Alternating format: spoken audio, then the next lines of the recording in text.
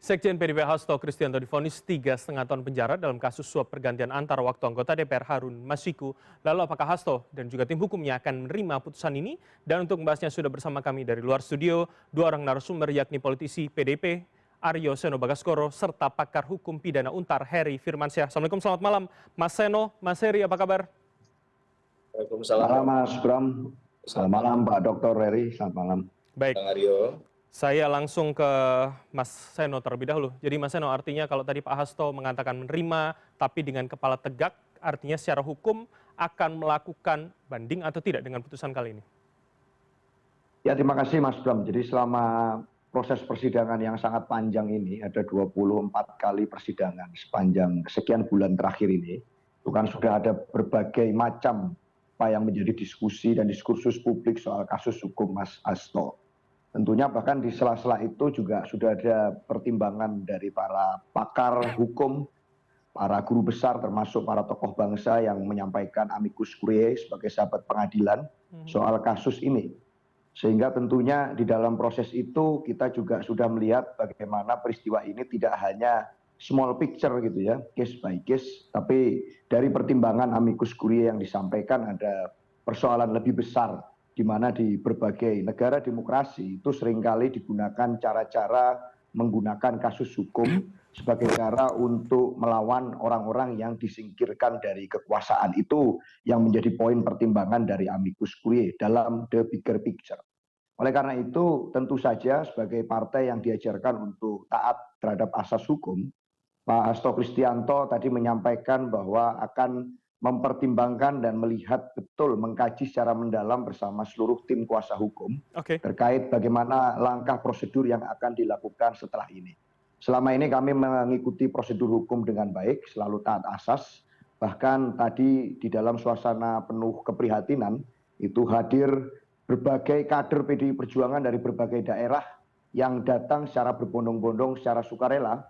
Itu ditegaskan oleh Pak Hasto berulang kali agar tetap menjaga kondusivitas suasana apapun putusan yang diberikan oleh majelis hakim. Jadi kami menghormati hukum, menghormati putusan, tetapi soal apa langkah selanjutnya kami harus mempertimbangkan dengan cermat. Itu Mas. Oke, menarik. Mas Seno, Anda mengatakan ada big picture yang harus dirangkai. Saya ingat pledoi di minggu lalu juga mempertimbangkan soal anggapan atau narasi politisasi begitu dari pihak Anda. Apakah kemudian dengan narasi-narasi ini kami publik bisa menyimpulkan sebetulnya nanti ada langkah berikutnya begitu dari Mas Hasto dan juga tim hukum? Ya tentunya kalau langkah pasti kita diajarkan untuk selalu melangkah dengan kepala tegak dan optimis gitu ya. Meskipun sudah sejak lama kami merasa ada banyak kejanggalan di dalam proses ini. Bahkan sejak sebelum proses ini dilangsungkan saja Pak Hasto sudah menyampaikan bahwa banyak tokoh-tokoh PDI Perjuangan yang merasakan aura politisasi yang kental sebelum Pak Hasto ditersangkakan pada akhir tahun 2024. Oleh karena itu keseluruhan suasana itu tentu menjadi pengalaman subjektif yang empirik, yang dirasakan secara real gitu, bukan hanya sekedar kami kemudian membuat cerita, tetapi itu memang sebuah peristiwa yang betul-betul dialami secara empirik. Oleh karena itu tentu tidak bisa dihindarkan bahwa seringkali di negara-negara demokrasi kasus-kasus hukum dijadikan senjata untuk mengikuti logika kekuasaan. Itu juga suatu hal yang tidak bisa dihindarkan. Oleh karena itu nanti kami akan mencermati lagi, menganalisis, meskipun tentu kita sudah mendengarkan penyampaian pertimbangan hakim dan kami mengapresiasi bahwa hakim juga cukup bijaksana dalam menyampaikan apa yang menjadi vonis hari ini. Tidak semua yang didakwakan oleh jaksa penuntut umum itu diiyakan oleh hakim. Soal obstruction of justice misalnya itu ditolak bahwa itu tidak ada bukti yang cukup kuat. Itu Mas. Baik. Saya akan nanti tetap ke sana. Bagaimana kemudian 3,5 tahun ini setengah dari tuntutan JPU begitu paling tidak ya. Saya ke Mas Heri dulu, saya minta tanggapan Anda Mas Heri. Jadi kalau dari tuntutan, kemudian pertimbangan yang disampaikan tadi dan kemudian putusan, apakah ini memang sudah masuk dalam logikanya begitu Mas Heri? Ya, begini Mas, bahwa kalau kita lihat dari pertimbangan hukum hakim sebelum sampai pada amar putusan, itu kan sebenarnya untuk mengurai dari kedua belah pihak ya. dari proses dakwaan sampai terakhir mungkin replik-duplik dari masing-masing pihak baik dari jaksa maupun dari tim kuasa hukum. Tapi sebelum masuk ke sana, memang kasusnya Pak Hasto ini menarik juga kalau kita lihat dengan kasus sebelumnya Pak Tom Lembong ya. Tuntutannya sama-sama tahun, kemudian putusannya nggak jauh beda nih 3,5 tahun dengan 4 tahun.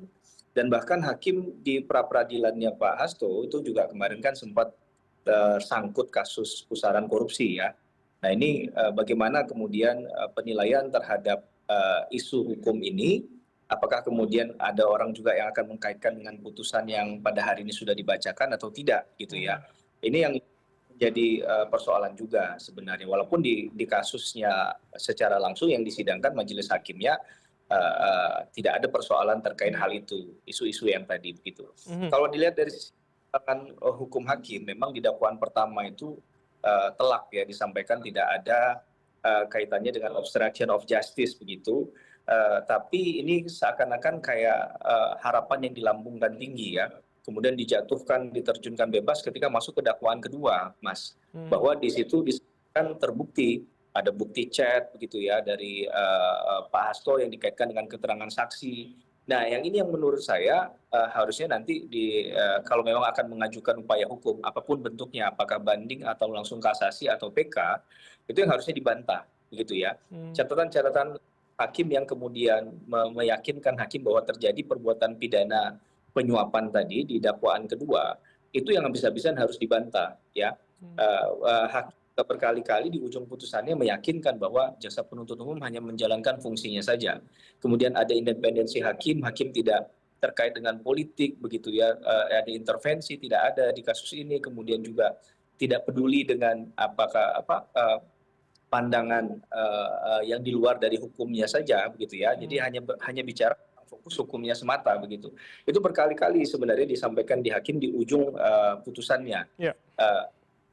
Yang menjadi sulit untuk dikaitkan dengan apakah ini kemudian menimbulkan keyakinan hakim, tapi saya coba untuk mengkaitkannya adalah ya ketika ada beberapa keterangan saksi lain yang kemudian merucut pada satu perbuatan yang dianggap ini adalah uang yang diserahkan untuk ke Wahyu Setiawan untuk mengurusi PAW-nya Harun Masiku. Nah, yang jadi masalah kan sebenarnya Harun Masiku aktor utama yang sering disebutkan dalam kasus ini kan nggak ada.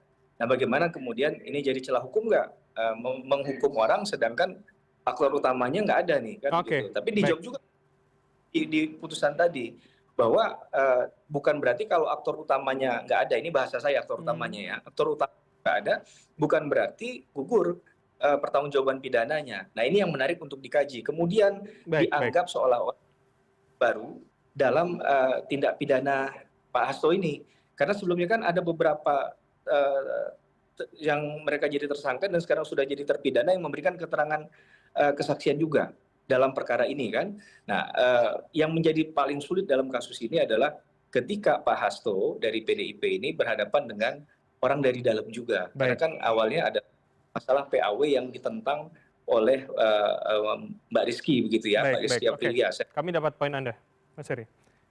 Oke, saya ke Mas Seno kalau begitu. Jadi artinya dengan poin tadi, kalau saya pinjam bahasa Mas Heri adalah aktor utamanya tidak ada, apakah itu bisa menjadi celah meskipun ada perdebatan, harus ada pembuktian lagi di sana begitu Mas Seno? Ya, yang kami dari awal amati, Mas, bahwa kenapa kami menganggap case ini sebagai suatu kasus politisasi hukum. Itu karena ini kan suatu kasus yang sudah inkrah lama. Tahun 2020, 2019 itu sudah diinkrah. Artinya sudah putusannya selesai, lalu dibangkitkan dari kubur gitu, di dalam momentum dan timing yang sangat dekat dengan momentum konsolidasi partai pasca Pilpres, di mana kita kemudian berseberangan dengan kekuasaan pada waktu itu. Sehingga buat kami ini ada suatu keanehan akut gitu di dalam proses awal kasus ini dibangkitkan lagi, dan buat kami itu menyisakan pertanyaan-pertanyaan kenapa. Termasuk di dalam variabel itu adalah persoalan bahwa kalau meminjam istilah Pak Heri tadi, Pak Ferry tadi, soal bagaimana tidak ada aktor utama yang dihadirkan di dalam persidangan, itu juga kejanggalan lain. Bahkan di dalam proses persidangan itu ada juga penyidik yang berperan merangkap sebagai saksi gitu misalnya. Lalu berperan juga merangkap lagi sebagai pengantar saksi yang lain. Buat kami ini keunikan-keunikan yang terjadi ini kan tidak pernah ada gitu dalam peristiwa hukum di dunia di sebelah bagian manapun ada saksi merangkap sebagai penyidik. Oke. Maka oleh karena itu buat kami kejanggalan demi kejanggalan itulah yang membuat kami merasa ini ada case politik yang menjadi latar belakang dari peristiwa ini, yang kemudian ternyata feeling semacam ini ditegaskan kembali oleh para pakar-pakar dan guru besar yang menyampaikan amicus curiae bahwa semestinya tidak boleh hukum itu digunakan atas dasar alasan-alasan politis untuk memukul lawan politik. Itu akan sangat mencederai semangat demokrasi substansial kita. Oke. Dan saya rasa itulah yang menjadi alasan kami sampai saat ini menganggap bahwa case ini adalah kasus politisasi hukum. Itu Mas Bram. Oke, jadi artinya akan ada langkah hukum lanjutan dengan segala hipotesa yang Anda katakan tadi yang kemudian pembuktiannya akan pada kasus hukum berikutnya? Ya itu akan tentunya dicermati dan dianalisis oleh kuasa hukum dan Pak Hasto ya. Karena itu menjadi kewenangan beliau-beliau untuk melakukan pencermatan setelah kasus ini. Masih ada waktu cukup panjang seminggu ke depan untuk mempertimbangkan dengan baik apa langkah hukum yang akan diambil setelah ini sesuai prosedur asas hukum. Oke. Tetapi tentu saja itu nanti kita serahkan kepada kuasa hukum, PDI Perjuangan dengan seluruhnya, kader dan struktur pengurus, semuanya saya rasa mempercayakan case ini ke dalam bagaimana langkah-langkah kuasa hukum dan Pak Hasto secara pribadi akan mengambil langkah. Kita percaya. Baik, oke. Terakhir saya ke Mas Heri. Mas Heri, artinya kalau ini kemudian menjadi hal yang menarik untuk publik, Anda mengatakan juga tadi kasus Tom Lembong beberapa waktu yang lalu dan ada kasus Hasto Kristianto. Bagaimana kemudian hakim menjelaskan atau kemudian masyarakat juga bisa memahami kondisinya, apa yang kemudian dituduhkan itu menjadi masuk akal bagi publik begitu? Ya, begini, bahwa dalam pembuktian itu yang pasti pakai logika hukum ya Mas, itu yang pertama. Kemudian kasus ini dipastikan ada tidaknya direct evidence atau tidak. Kalau tidak ada berarti kan pakai circumstantial evidence. Jadi dia tetap menggunakan bukti tidak langsung gitu. Nah, bagaimana mengkaitkan bukti-bukti yang menimbulkan keyakinan hakim tadi ataupun dari jaksa itu bisa memperkuat ataupun memperlemah posisi dari katakanlah Pak Hasto, itu semua pasti harus dianalisa ya secara hukumnya begitu. Dan kemudian ya pengadilan itu bukan tempat eksekusi sebenarnya, tapi pengadilan adalah tempat untuk membuat satu proses berjalannya satu keadilan yang diidamkan, yang dicita-citakan oleh para pihak tadi. Dan kemudian ya itu yang seharusnya jadi tujuan utamanya, tujuan akhirnya, bahwa orang yang bersalah memang harus bertanggung jawab atas perbuatannya, tapi di sisi yang lain kalau tidak bersalah sesuai dengan asas hukum pidana hin straf zonder schuld, tiada pidana tanpa kesalahan, maka tentunya dia harus dibebaskan. Nah, ke depan tentu harus dimaksimalkan upaya hukum tadi ya. Catatan terhadap hal yang kemudian meringankan, memberatkan itu juga jadi satu masukan. Tapi di sisi yang lain yang harus dibantah habis-habisan adalah pertimbangan hukum hakim yang menuju pada keyakinan tadi. Mana yang kemudian dianggap tidak sesuai dengan fakta-fakta persidangan, mana yang kemudian itu bisa memperkuat atau memperlemah posisi Pak Hasto, sekali lagi itu harus kemudian dicatat baik-baik tentunya oleh tim kuasa hukum ya. Saya tidak akan masuk terlalu jauh ke arah sana, tapi intinya pada hari putusan dan kita hormati masing-masing punya pandangan yang berbeda terhadap situasi putusan pada saat ini, pada hari ini yang sudah dibacakan.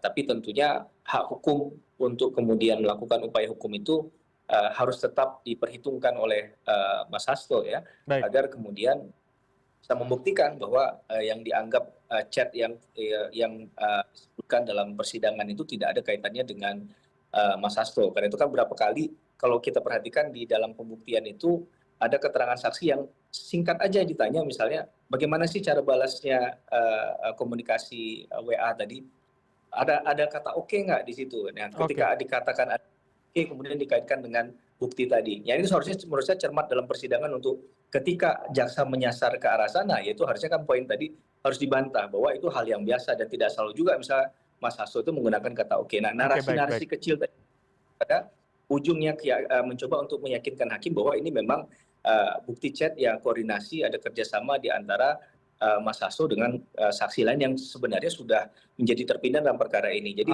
perjuangan yang ke depan itu saya rasa menilai hal-hal semacam itu ya. Kita berharap keadilan akan tegak siapapun di ujungnya yang bisa membuktikan apakah pihak KPK ataupun dari pihak